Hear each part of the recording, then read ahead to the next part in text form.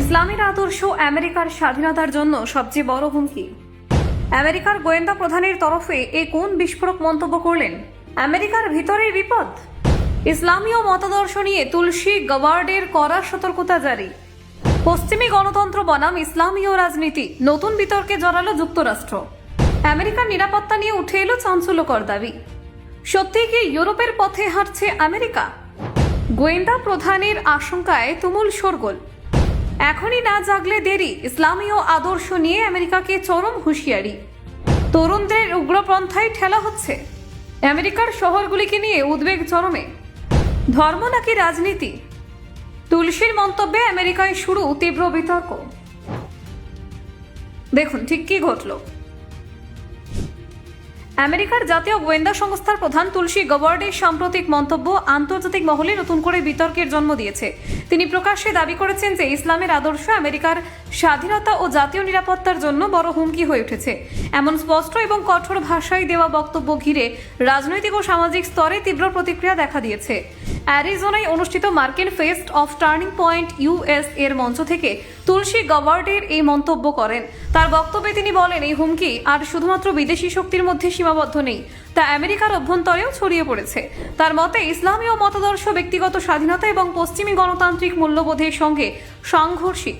তুলসী Gabbard দাবি করেন, এটি নির্দিষ্ট ইসলামীয় রাজনৈতিক এজেন্ডা বিশ্বজুড়ে খেলাফত ও শরিয়া ভিত্তিক শাসন প্রতিষ্ঠার লক্ষ্য নিয়ে কাজ করছে।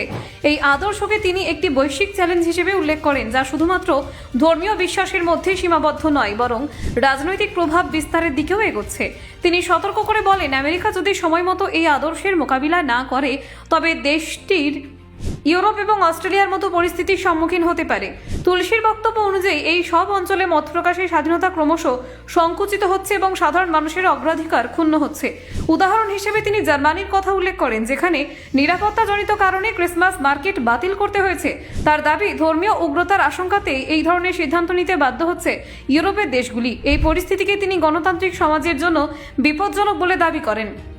তিনি আরো বলেন, ব্রিটেন বা যুক্তরাজ্যের রাস্তায় নীরবে প্রার্থনা করার অভিযোগে মানুষকে গ্রেফতার করা হচ্ছে। তুলসীর মতে এই ঘটনাগুলি প্রমাণ করে যে এক ধরনের ভয়ের পরিবেশ তৈরি হচ্ছে, যেখানে সাধারণ নাগরিকদের স্বাধীনতা সীমিত হয়ে পড়েছে।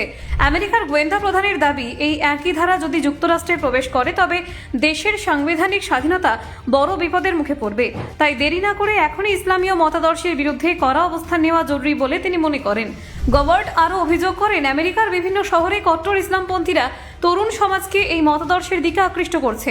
তার মতে সামাজিক ও ধর্মীয় প্রভাব খাটিয়ে তরুণদের উগ্রপন্থার দিকে ঠেলে দেওয়া হচ্ছে, যা ভবিষ্যতের জন্য উদ্বেগজনক।